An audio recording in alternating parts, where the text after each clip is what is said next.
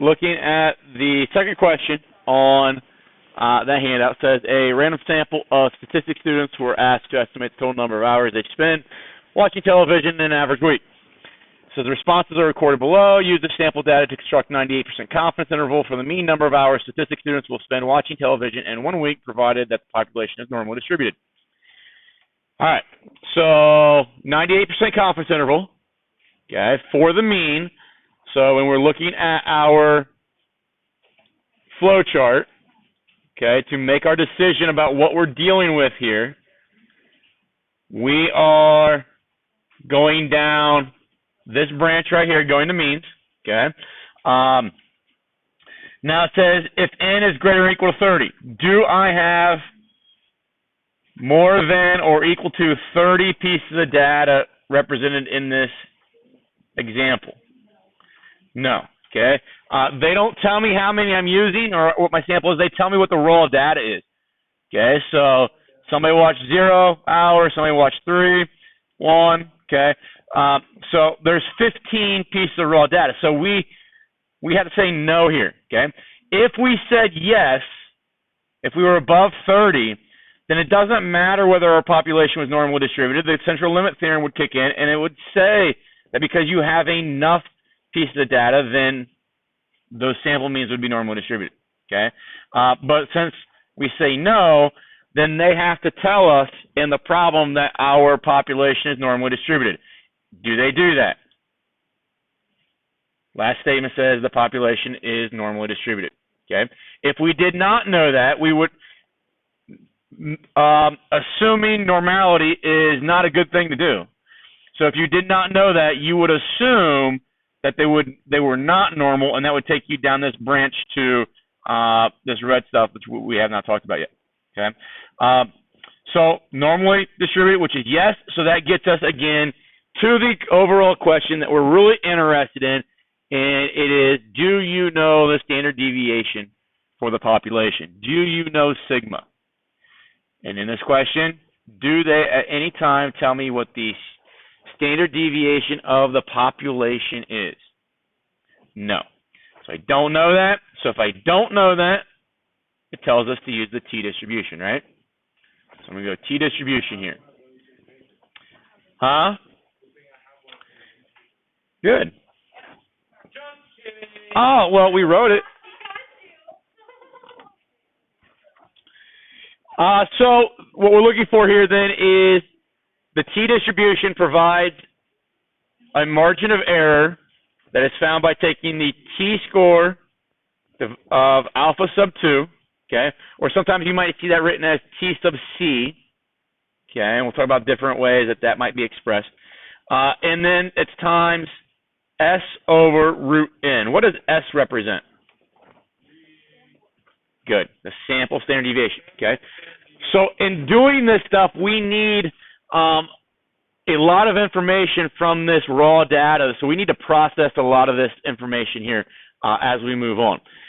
If that's the error, then the margin of error subtracted from x bar will give me my lower boundary for my mean, for estimating my mean, and the adding of that error to x bar will give me my upper boundary. Okay, so that's the formula we're going to look at. In order to do this, we need, obviously, x bar. We need s, which is a sample standard deviation. Okay, we'll need n. We need essentially our alpha over 2. And we'll also need to know our degrees of freedom, because it's a t-distribution. I believe that should be everything that we need, okay? But if we look through that stuff, there's a lot of different approaches you could take to this question, okay? This question in some courses could be designed to take you, a half hour, 45 minutes, because they might ask you to actually calculate all those things by hand. Okay? I'm not going to do that. All right? My hope, if you want to run through and say, I don't know, it'll take you a half hour, but the sample standard deviation, if you want to use the fact that you're going to take the square root of sigma x bar minus Actually, in this case, we don't know mu, it'd be your x sub i's minus your x bar over n minus 1. You could do that. Okay, that's going to be squared. But you could do that and find out that standard deviation by hand, right? I hope nobody does that. I hope we've been catching on to some of the software technology tools that we can use to do this for us. Okay. We also need to find x bar, which is obviously a component to the standard deviation, which would be the mean of these 15 things. So those are the things that could be time consuming in this problem if you did them by hand. You guys take a minute from what we've talked about in the past. Use some tool, some software, calculator, whatever it may be, and see if you can come up with the sample standard deviation from that data. See if we can remember how to do that. Standard deviation. 5.514. Okay. Demonstrate this a couple different ways. In Excel, okay, all I've done here is I've typed in my raw data, right? Typed into that column. Now, your command is equal stdev. Okay, now you've got options .p or .s. Which one do I use? Why? Okay, so sample. And now I just ask you to type the, so you could do this, like I like to put it in a table like this or a column and then just say A, colon A, and then it'll highlight the entire column, and it's only going to do the calculations with the cells that have something, what we call a string in them. Okay, it means that there's something filled in. And it'll give me that right there. Okay, if you are a person that wants to do this, you go stdev dot s, and then go like 0, 3, 1, 20, 9, all the way through. You can do that, and you can see that it will calculate that. Now, the reason I don't like that is because usually if I'm going to find the standard deviation, and I'm going to process this data, that's probably not the only thing I'm interested in is finding the standard deviation, right? So if I want to find like the mean as well, I don't want to have, which I do need, I don't want to have to, type in 0, 3, 1 again. I'm just going to type in A to A and give me my mean. Is that okay with everybody? Okay. So that's how I would do it with Excel. I think that's probably the most efficient tool. Desmos, same idea. Okay. The only thing I don't like about Desmos is that, like, Excel, now that I've got this, I can actually program this and say, okay, now this is going to give me the standard deviation and the mean for any list that I create. So I can go now and change this list, and it automatically changes these things, right? So everything is referenced off of this column. Desmos, I can't necessarily do that all the time, but if I want to use Desmos to find standard deviation, I'm going to hit this plus sign, go down and add a table. And now it doesn't matter whether you do it in X1 or Y1, but I'm just going to do it in X1. I want to type in my values.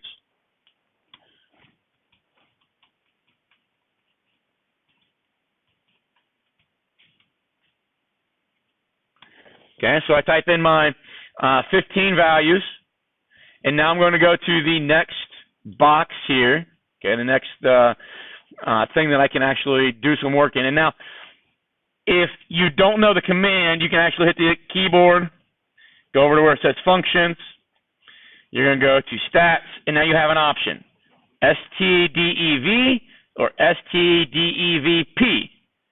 Which one do we think we want? Yes, this one, okay. P stands for population, and then lacking the P means that obviously has to be the sample then, okay? And now all you have to do is, because we've typed everything into this list X1, I'm going to hit X, and now shift, underscore, and it'll give me that subscript, and put a 1 in there because that was the name of that list, okay? You can probably even cut and paste that out. You can highlight it, right-click, cut, come down here and paste it. But does it still give me the 5? I don't think so. No, it needs a...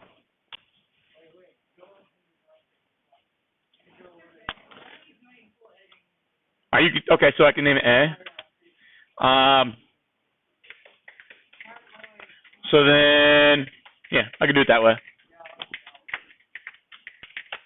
All right. That's one technique. And then if I want to find the mean, okay, now this doesn't have the average command that Excel has. We have to use the word mean instead, but it still gives me the same thing, right? All right, now Lucas doesn't like getting his computer out because he's big lazy. Junior. All right, so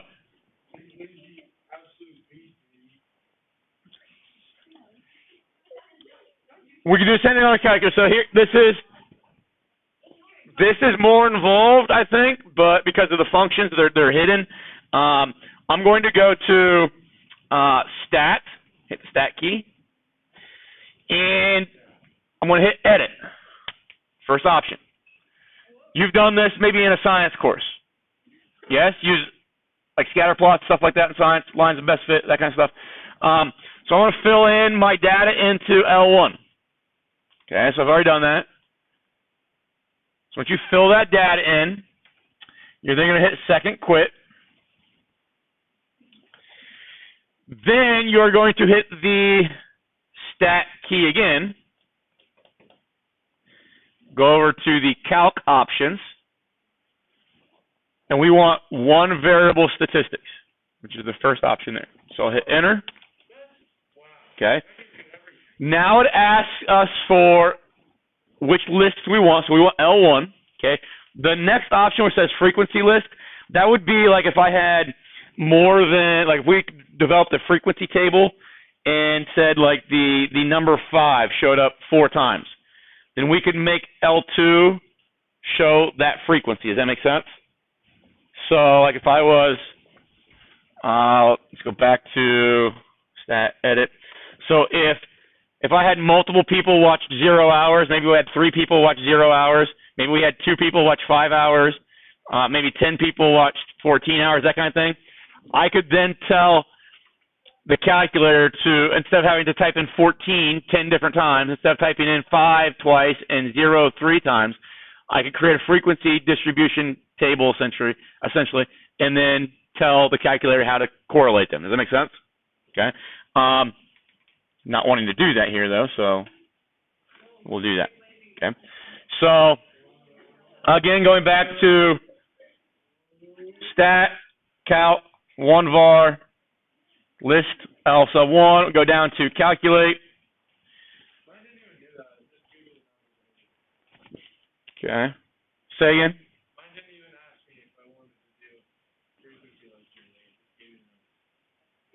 Okay. I think I know why. Your calculator is an older calculator. So your calculator is basically doing, if I went to this command, this catalog, and we went to, I'm not sure if I can actually find it.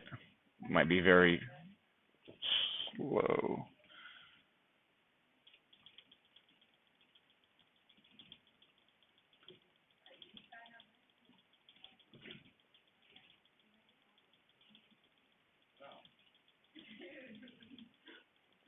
So the catalog, obviously, I don't know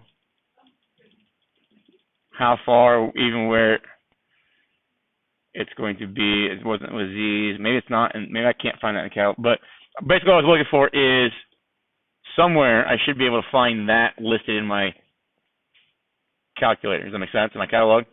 And you're saying it just took you, when you hit that, did it just put in L1 for you? What did it do?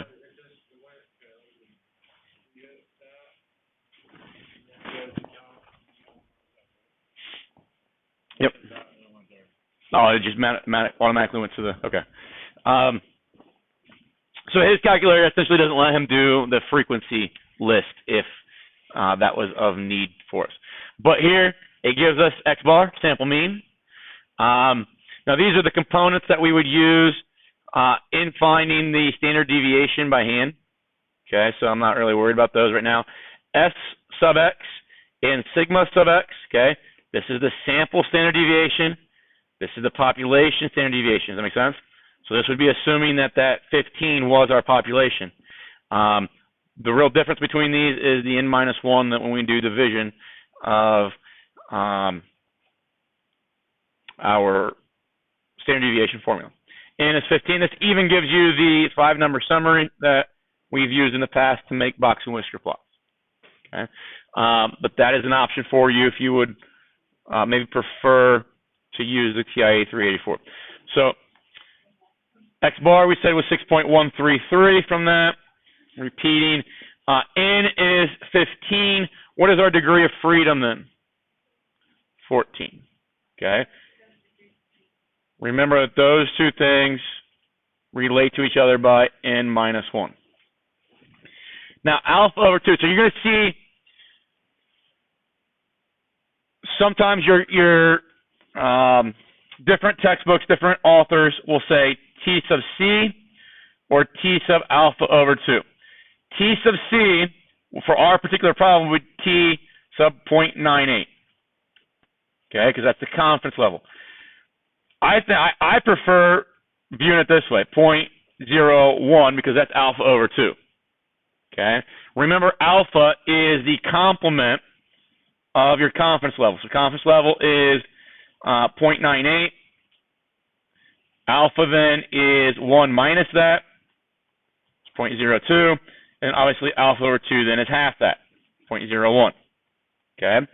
You might see it either way here. Okay? But no, obviously if I just see T sub 0.98 or T sub 0.01, I don't know which one was which. Was it T sub C or was it T sub alpha over 2? Just be cautious of that in the notation that your Math Excel, or if we go to My Open Math, I think My Open Math's a little bit different. I think that uses alpha over 2. Regardless, what we're looking for here is the T value, okay, that is going to create these boundaries here that gives me that area to be 98% of the area that is underneath the curve. Meaning then that that red area there and that red area there should total to 0.02, right? Since it's symmetric, the T distribution is like it's a symmetric distribution like the normal curve. So that tail should be 0.01 and that tail should be 0.01. Okay? Is that all right, everybody? Now, if you're going to use this table here, which is a T distribution table, okay, which with this table, and a lot of your T distribution tables are this way, we can only right now use 5 different confidence intervals: 80%, 90%, 95, 98, and 99. Okay? But on a test or quiz, if I ask you to find the 93%, we should be able to do that using our software. Okay? It's a little bit different than the Z distribution. The Z distribution, remember the Z distribution, we're looking at all the areas that are in the table and then working our way out to find the Z scores. And that opens the door for us to be able to use a lot of different confidence intervals other than the 5 that are defined here. Okay? But what you do is you find the confidence level that you're interested in. So we're interested in 98. So we're going to use that column. Okay? And then we look at our degrees of freedom, which was 14. So we're going to use this row. So the T score that we're going to look for is 2.624. The intersection of that row and that column. 2.624. So T score 2.624. What that means is that that number right there, that T value, 2.624, and this one here of negative 2.624, okay, underneath this probability density function, which is the T distribution, between these two values essentially on the x-axis, okay, the area between those two values underneath the curve and above the x-axis will be 98% of the area that is underneath that entire curve. We can demonstrate that here. Okay, so let's wipe these out. We've got our t-distribution, okay, which we've talked about how that t-distribution can change. It gets more and more like the normal distribution the higher the degrees of freedom are, but we're at a degree of freedom of 14, okay? So we see that is, it's very similar to normal distribution. Normal distribution there is in green, but there is some discrepancy there, okay? They're not exactly the same. We want to find the central 98% of this area underneath this curve. So what we're going to do is we're going to take the negative 2.624 number and the positive 2.624 number, and that's going to generate, obviously we would find those values on the x-axis, and they're going to correlate to that point right there, or that line right there, and that line right there. And if I shade the area between those, underneath the curve and above the x-axis, we see that it evaluates to 98% of the area. Does that make sense? So this is calculating using calculus. Okay. If I had the wrong values here, so let's say that we messed up the degrees of freedom and we said the degrees of freedom was 15. What would that number have been? 2.602. If I go 2.602, we see that it's not 98% anymore, right? Pretty close, but still not. Okay, so that 1 degree of freedom alters that. Is everybody okay with that idea? All right, so that's what the table is generating for us. The table is designed, again, using the confidence intervals that we're most likely going to use in a research scenario, but it's not all of them that we could be asked about. Once we have that, though, we've got everything we need. Come back to our formula. Give myself a little bit of room here. We're going to say our error is equal to our t-score of 2.624. Standard deviation was 514, and then the square root of n was 15. So there's our error. We'll go x bar minus that error is less than mu is less than the x bar plus that error. X bar, again, was 6.13 repeating. And I'm just going to grab Desmos to allow us to realize those values. So let's look at, wrong button. So I'm going to say the error is 2.624, 5.514 divided by square root of 15. There's your error. Okay. X bar, obviously we've rounded it with 6.133 repeating. So I'm just call that M.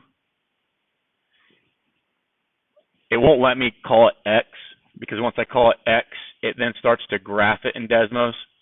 And then when I want to go E minus X or E plus X, it just messes everything up. So you can't, when you're defining terms over here, to make your next line recall those, you can't use X or Y. So I'm just going to go mean minus E. There's my lower bound. And M plus E. There's my upper bound. Okay, so we're going to look at 2.4. 2.4 less than mu less than 9.9. Okay, we'll talk about rounding rules and all that kind of stuff later on if we need to. But what that's saying then is that I am 98% confident that if I took another sample of 15 people, that the mean is going to be captured by that interval. Does that make sense? Okay, or if we do this blindly, choosing 15 people over and over and over and over and over again, hundreds of if not thousands of times, then 98% of those sample means, though they may be a little bit different here, they're going to capture mu. Does that make sense? 98% confident. Now, does that mean that mu could show up outside of 2.4 and 9.9? It could. But what did we say? We said that 0.05 or 5%, less than 5%, is classified as being unusual, right? Okay. So 0.02 or 2% is more than half of that unusual requirement. So does that make sense? All right. What I want you guys to do for homework tonight, go through the rest of that handout and just read them and identify whether you're going to use the Z distribution or the T distribution. You do not have to do any calculations or anything like that. Don't do any intervals. If you want to, you can, but we're going to do that in class tomorrow. But I want you to practice on your own deciphering what kind of distribution we should use. Getting good at that is going to help us when we get to hypothesis testing, which is coming up pretty soon. We're going to do next proportions in dealing with a confidence interval for proportions, which is the right-hand branch of that flow chart that we put together, that decision chart we put together. And then we'll talk about a chi-square distribution, which is developing confidence intervals for variance and standard deviations. And once we get done with that stuff, we'll get into hypothesis testing, where all this stuff is going to come back again. All those different types of confidence intervals are going to come back together and allow us to then say, okay, now that we know how to build these things, we know how to use these tables and get these values, can we use those to make the argument that, yes, this condition that we placed on a group of individuals in a study, maybe I gave them a particular medicine or some whatever controllable variable we can administer, treatment we've called it in the past, does that ultimately have an impact? Is there a correlation? Okay, so that's what hypothesis testing will allow us to do. And that will probably occur maybe in 2 weeks. We'll start getting into that. Okay. All right.